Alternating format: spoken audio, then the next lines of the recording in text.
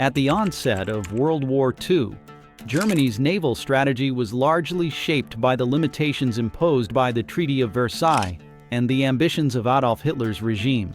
Unlike the Allied powers, which relied heavily on naval superiority and aircraft carriers, Nazi Germany focused on a combination of U-boats, submarines, surface raiders, and battleships to disrupt enemy supply lines and assert dominance in the Atlantic. The Kriegsmarine, under Grand Admiral Erich Raeder, envisioned a powerful fleet that could challenge the British Royal Navy. But Germany lacked the industrial and logistical capabilities to sustain a full-scale naval arms race.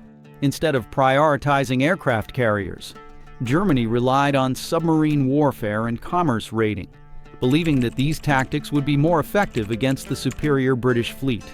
Recognizing the strategic advantage of aircraft carriers, Adolf Hitler ordered the construction of Germany's first aircraft carrier, the Graf Zeppelin, in 1935 as part of the Kriegsmarine's expansion efforts. The carrier was designed to be a formidable warship, with an estimated displacement of 33,550 tons, and capable of carrying approximately 42 aircraft, including fighter planes and dive bombers. The armament was designed to include 16 150mm guns, 12 105mm dual-purpose guns, and a complement of anti-aircraft defenses. When compared to its counterparts in the British and American navies, the Graf Zeppelin was relatively small and less technologically advanced. The Royal Navy's aircraft carriers, such as HMS Ark Royal, could carry over 60 aircraft, while the United States Navy's Essex-class carriers could accommodate more than 90 planes.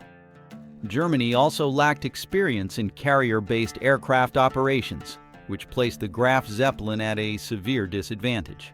The Graf Zeppelin was laid down in 1936, but its construction was plagued by numerous delays and setbacks.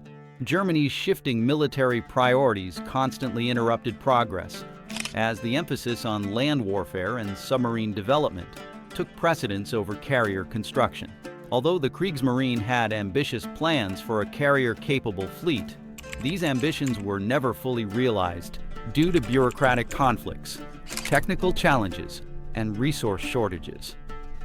One of the most significant obstacles was Germany's lack of expertise in aircraft carrier design. Unlike the United States and Japan, which had developed extensive experience in carrier operations, Germany had never operated a carrier before and lacked the necessary doctrine, trained personnel, and aircraft designs to support such a vessel. As a result, modifications and redesigns were frequently made, further delaying the project. Hitler's vision for the German Navy was deeply influenced by traditional battleship doctrine rather than modern carrier warfare. He and Grand Admiral Erich Raeder prioritized the construction of massive battleships, such as the Bismarck and Tirpitz, believing that these heavily armed warships would be more effective in challenging the British Royal Navy. This mindset significantly delayed the development of aircraft carriers, as Germany continued to invest heavily in surface raiders and U-boats instead. A major factor in this strategic miscalculation was the Z Plan, a naval expansion strategy introduced in 1939, which aimed to build a fleet capable of challenging Britain's naval supremacy by 1945. The plan allocated resources toward battleships, submarines, and cruisers, while the development of aircraft carriers remained a lower priority. However, when Germany invaded Poland in 1939, the war escalated far earlier than anticipated, and the Kriegsmarine found itself unprepared for prolonged naval warfare against the British and American fleets. One of the biggest challenges Germany faced in its attempt to build an aircraft carrier was industrial and resource limitations. The construction of the Graf Zeppelin required large quantities of steel, advanced shipyard facilities, and specialized aircraft, all of which were in high demand for other military projects. With Germany's economy heavily focused on land warfare and blitzkrieg tactics, resources were diverted toward the production of tanks, submarines, and aircraft for the Luftwaffe rather than naval assets. Additionally, Germany's war effort was severely impacted by Allied naval blockades and strategic bombing campaigns. The Royal Air Force and United States Army Air Forces targeted German shipyards and industrial centers, further delaying the completion of the Graf Zeppelin and other naval projects. Aircraft carrier operations also required a well-trained air wing and carrier-capable planes, which Germany lacked. Unlike the United States, which had developed specialized naval aircraft, such as the Grumman F-6F Hellcat, Germany had no dedicated carrier-based planes, making it even more difficult to integrate air power into its navy. One of the most significant obstacles to Germany's aircraft carrier ambitions was the lack of a dedicated naval air doctrine and carrier-capable aircraft. Unlike the United States and Japan, which had established strong traditions of carrier aviation, Germany had never developed a specialized naval air branch.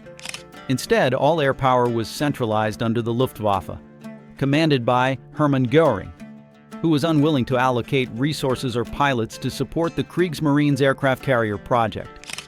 Göring saw the Luftwaffe as the dominant force in aerial warfare and had little interest in developing a separate naval aviation component. As a result, Germany did not design or produce carrier-capable aircraft that could effectively operate from the Graf Zeppelin. The United States had aircraft such as the Grumman F-6F Hellcat, and Japan had the Mitsubishi A-6M0, both of which were specifically designed for aircraft carrier operations. In contrast, Germany attempted to modify land-based aircraft, such as the Messerschmitt Bf-109 and Junkers Ju-87 Stuka, for carrier use. But these modifications proved problematic. Carrier-based aircraft required reinforced landing gear, tailhooks for arrestor cables, and folding wings for storage, all of which Germany struggled to implement. Additionally, training pilots for carrier landings presented another challenge. Landing on the short deck of an aircraft carrier required extensive training and experience, which German pilots lacked. Countries like the United States and Japan invested years into developing specialized naval pilots, while Germany's pilots were trained almost exclusively for land-based operations. Without a structured training program for carrier aviation, the Kriegsmarine would have faced severe operational challenges even if the Graf Zeppelin had been completed. Göring's reluctance to share air power with the Navy further exacerbated the issue. He viewed the Kriegsmarine's request for a dedicated air wing as an unnecessary division of resources and refused to cede control over any portion of the German Air Force. This inter-service rivalry between the Luftwaffe and Kriegsmarine was a key reason why Germany never developed a functional carrier air group, effectively rendering the Graf Zeppelin useless as a combat vessel. Despite all the setbacks, the Graf Zeppelin was nearly completed in 1943, with construction reaching approximately 85 to 95% completion. However, by this point in the war, Hitler's strategic priorities had shifted.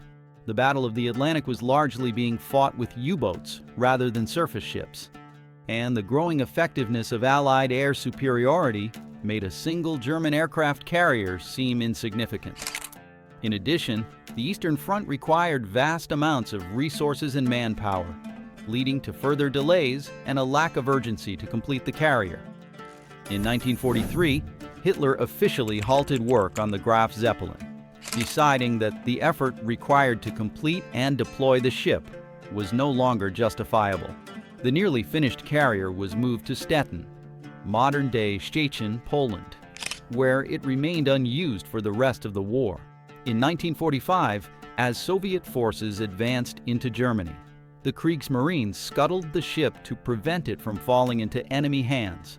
However, the Soviets raised the Graf Zeppelin in 1946, intending to study its design. After some initial examinations, the ship was ultimately used for target practice and sunk in post-war naval testing. Germany's failure to deploy an aircraft carrier was the result of poor naval strategy, resource limitations, and inter-service conflicts.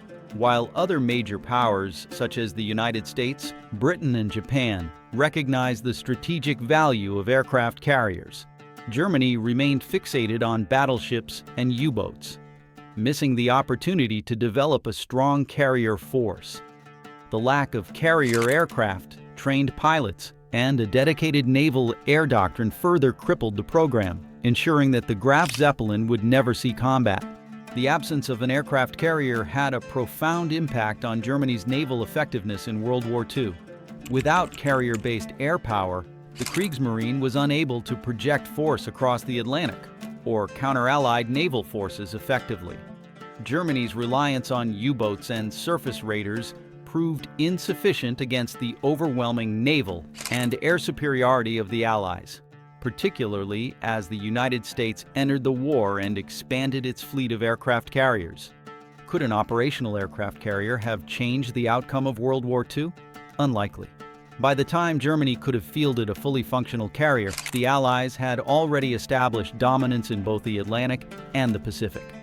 Additionally, a single carrier, without sufficient escort ships, trained pilots, or air support, would have been highly vulnerable to Allied attacks. While it may have allowed Germany to launch more effective naval operations, it is doubtful that it would have been enough to alter the course of the war. Ultimately, Germany's missed opportunity to integrate carriers into its naval strategy was a major weakness, further ensuring the downfall of the Kriegsmarine and the eventual defeat of Nazi Germany.